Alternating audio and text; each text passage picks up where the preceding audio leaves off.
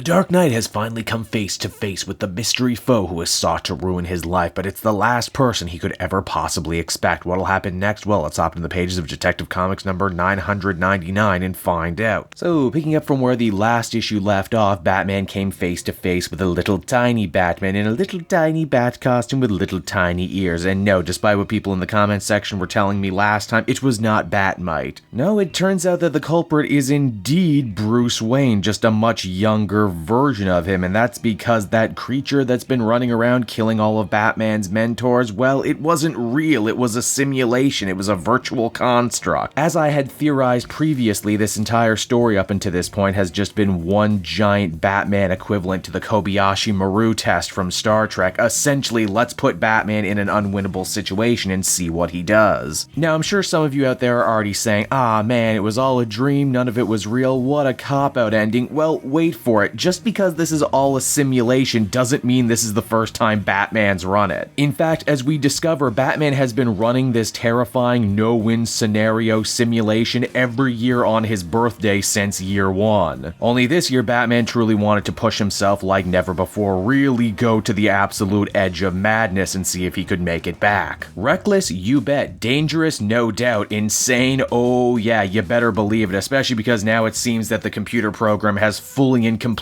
turned on Batman. And once again, we're treated to a ton of different references and callbacks to the original year one story. The fight gets taken to the study, Batman goes back into the clothes that he was wearing the night he almost died on his first mission, and we see that this is really all just a battle of Batman fighting himself. The real piece of visual poetry, though, comes when Batman and Simulation Batman crash through the window that the Bat flew through. They come out on the other side, only this time wearing costumes. They walk their way over to the Wayne family grave, and it's here that the Simulation Batman starts kicking some knowledge. That night in the alley, not just Bruce's parents died, but his childhood died too. His life would never be the same after that. In a sense, another part of this simulation is allow Batman to spend some time with his inner child that was lost. He swears that even though his life was never perfect, even though it was crazy, he swore, if nothing else, to make sure that no other child would ever have to suffer the same fate as him as long as Batman was around. And so, to beat this simulation and help his mind escape, Batman is forced to literally bury his inner child once again next to his dead family. Ooh, I'm getting chills over here. Now, when Bruce does finally wake up from the simulation, he discovers that both Alfred and Damien have been working overtime to try and get him out of whatever insane situation he put himself into. When asked by his son why he would put himself through such cruel treatment every year on his birthday, Batman replies by saying it keeps him honest, keeps him pure, reminds him what he's truly fighting for. For you see, as we discover, violent murders have actually gone down a little every year in Gotham ever since year one, ever since Batman decided to become Batman. And that by training for the worst case scenario, trying to defeat the impossible, one day he hopes to do the impossible and take the number of murders down in Gotham to absolute zero. But as we discover too, as the comic begins to wind down, the simulation, even though it was cruel, actually did have something of an unintended side effect, and that is it reminds Bruce Wayne what's important in his life, particularly the people who are important. All of this started when Bruce saw his surrogate mother figure, Leslie Tompkins, die in the simulation, and now that she's still around, Bruce figures he's got to make as much time for her as he humanly can. The mission will always come first to Batman, and that is in the end his fatal flaw, but that still doesn't mean he's not human and that he still doesn't have love to give. And so that was Detective Comics issue number 999, everybody, and I gotta say, I really enjoyed the conclusion of this issue. Even if it was all a simulation, I think Peter Tomosai really had something to say about the nature of Batman. And in the end, he ended up presenting probably one of the most complex and layered versions of the character we've seen in a very long time. Yes, he's obsessive. Yes, he can sometimes be a little crazy. His methods are out there. But he does what he does for a reason. He believes in justice over revenge. He, for better or worse, truly believes that he's the one man who can make a difference when it comes to crime on the streets of Gotham. He's also a man who, despite his many colorful rogues, will always at the end of the day be his own true worst enemy. He will sometimes push away the people who love him most. Sometimes they will get hurt, but sometimes, like right here, right now, he will actually get some perspective and remember what's important. And I think as Batman fans and readers, it's those moments that we truly live for, isn't it? It's also crazy to think this story revisits year one so much when DC has tried so hard for so long to go, no, 0 year is actually actually where it all starts, everybody. Then again, DC canon's all over the damn place at the moment, so at least they're referencing a story I like. Ultimately, I would feel comfortable giving this one a 9.5 out of 10. Real solid stuff. Hey there everyone, Cape Joel again. Thank you so much for watching to the end of the video. I hope you enjoyed it, and if you did, why not take a look at some of these other videos I have available from the channel. Then you can follow me on Twitter and Facebook at Cape Joel, so you're always up to speed on what I'm doing next. And hey,